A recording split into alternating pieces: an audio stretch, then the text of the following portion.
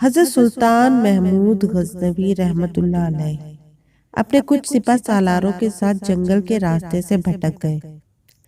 عصر کے وقت تیزی سے سورج ڈھلنے کی طرف گزر رہا تھا۔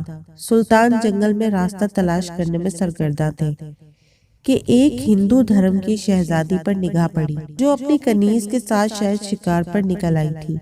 اکیلی شہزادی اور اس کی کنیز اس چیز سے باخبر دریا کے کنارے پاؤں ڈبوئے بیٹھی تھی کہ ان کے پیچھے ایک جنگلی ریچھ پہنچ چکا ہے۔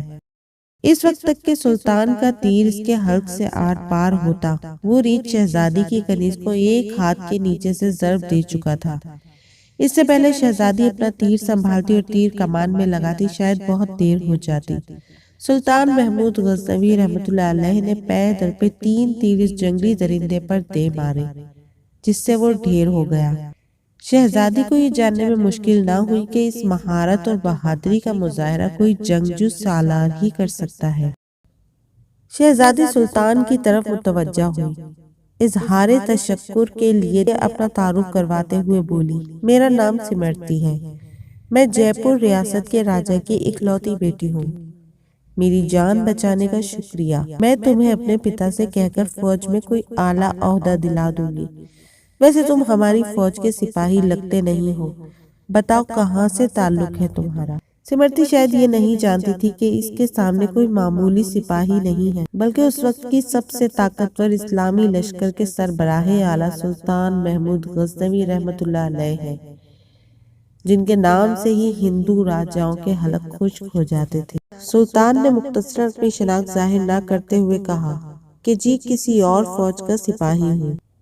چلیے محترمہ، میں آپ کو کسی محفوظ مقام پر پہنچا دوں گا، آپ میرے پیچھے چلتی جائیں، اندھیرا بڑھتا جا رہا ہے، راستہ نہ ملا تو شاید اسی جنگل میں رات بسر کرنی پڑے گی۔ شہزادی سمرتی جان چکی تھی کہ یہ شخص لالچ اور خوف سے پاک ہے۔ وہ سلطان کی نظروں میں حیا دیکھ کر خود کو محفوظ محسوس کر رہی تھی۔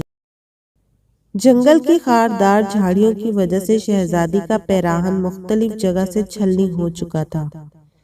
شہزادی تھکاوٹ سے چور ہو چکی تھی۔ سلطان نے شہزادی کو ایک سخت پتھروں اور درختوں کی اوٹ کی طرف اشارہ کرتے ہوئے کہا کہ شہزادی آپ ادھر آرام کر لیں، رات کی تاریکی بڑھ رہی ہے اور موسم میں بھی تغیر کے آثار ہیں، اندھیرے میں مزید سفر گھنے جنگل میں کرنا دشوار ہے، علی صبح نکلے تو شاید میں آپ کو کسی محفوظ مقام پر پہنچا سکوں۔ سمرتی کے پاس سلطان پر اعتماد کرنے کے علاوہ کوئی دوسرا راستہ نہ تھا۔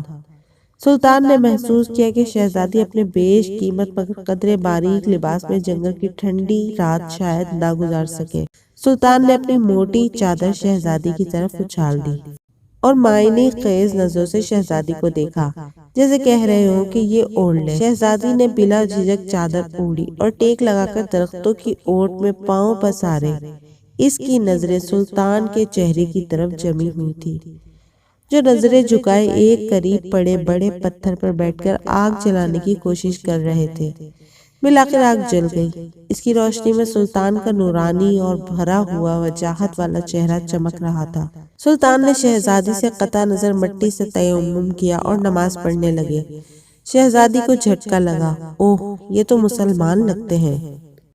ایک دفعہ تو شہزادی کانپ گئی کہ کہیں غزنی کے لشکر سے تو نہیں ہے، یہ تو لٹیرے ہیں، گائے بھینس بکری سب کا ماंس کھاتے ہیں، یہ مجھے زندہ نہیں چھوڑیں گے۔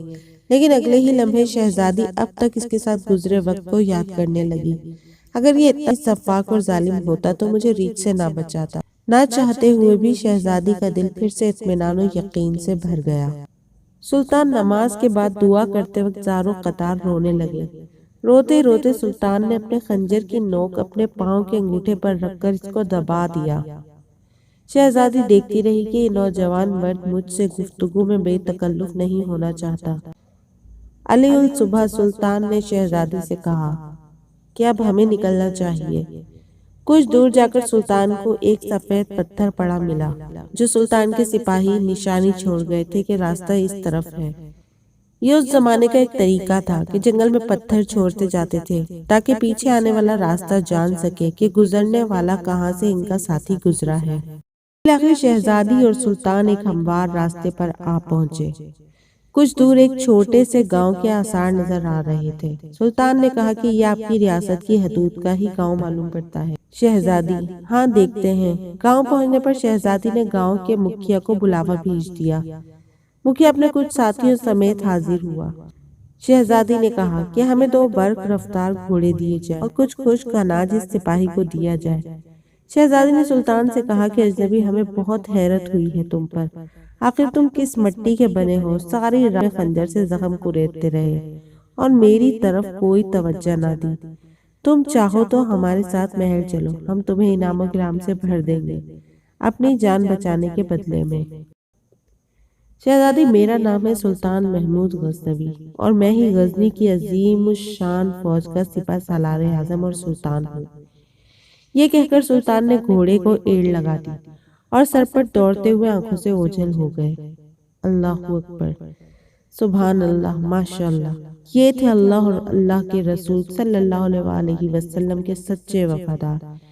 ایسے تھے کہ اسلامی سلطنت کے حکمران اور مسلمان بادشاہ اور کامل ایمان والے۔ آج ان قدم پاک پر ہم سب کے لیے راہ نجات ہے۔ اس پیغام کو دوسرے تک پہنچائیے تاکہ اللہ کسی کی زندگی کو آپ کے ذریعے بدل دے۔ مجھے امید ہے ویورز کہ آپ کو میری یہ ویڈیو پسند آئی ہوگی۔ اگر آپ کو میری ویڈیو اچھی لگی ہو تو میری ویڈیو کو لائک کیجئے، شیئر کیجئے اور میرے چینل کو سبسکرائب کیجئے۔ اگلی ویڈیو تک اپنا بہت سارا خیال رکھیے گا۔ اللہ حافظ۔